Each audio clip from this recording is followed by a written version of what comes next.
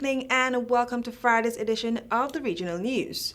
Almost 10,000 people died from COVID-19 in December across approximately 50 countries, mostly Europe and the Americas.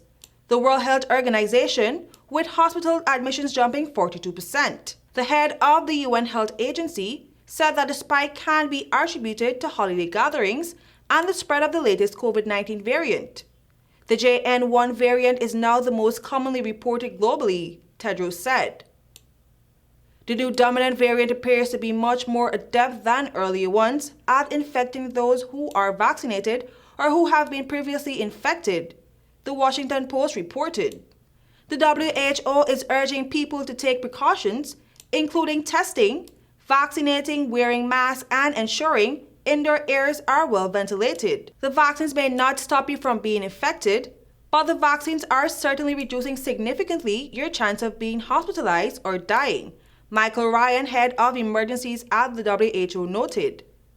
Hospitalization and coronavirus wastewater levels are rising across the United States, which is in the throes of another COVID uptick as people resume work and school after the holidays. The CDC recommends getting an updated coronavirus vaccine to increase protection against JN1. This week in Spain, masks became mandatory in hospitals and health facilities as the country experiences a surge in cases of flu, coronavirus, and other respiratory illnesses. We continue with news from Suriname.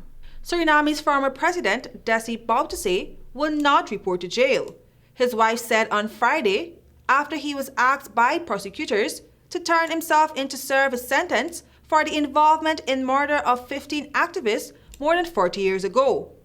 A 3-judge panel in December affirmed the convictions of Bouterse and 4 others in 1982 execution of the government critics, including lawyers, journalists, union leaders, soldiers, and university professors. Quote-unquote, he's not going to turn himself in, the former president's wife Ingrid Bouterse Waldring told journalists near their home in Paramaribo. Bouterse, 78, dominated politics in the former Dutch colony for decades and left office in 2020. He denied the charge but was sentenced to 20 years in prison. One other man convicted alongside Bouterse also failed to report to prison, the public prosecutor's office said.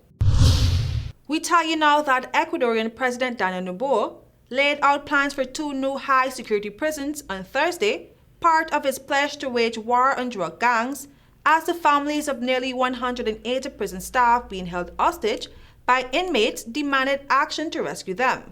A dramatic spike in violence this week, including the on-air storming of a TV station, unexplained explosions in multiple cities, and the kidnapping of police officers, appears to be a response by gangs to Noboa's plans to tackle the country's dire security situation, including the new jails.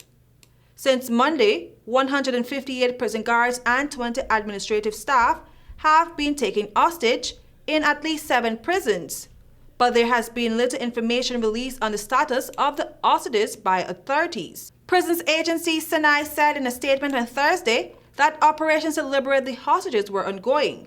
I am KERESE Gonzalez. Thank you for watching.